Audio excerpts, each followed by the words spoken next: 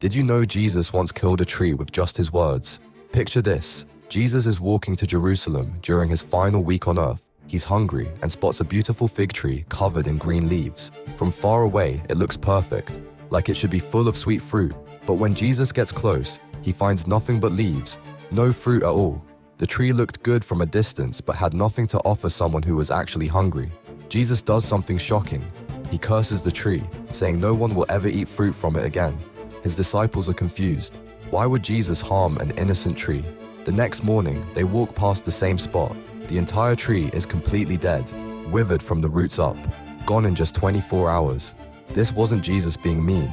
It was a powerful lesson. That fig tree was like people who look religious on the outside but have no real faith on the inside. God wants us to be genuine, not just look good to others. Please subscribe for more.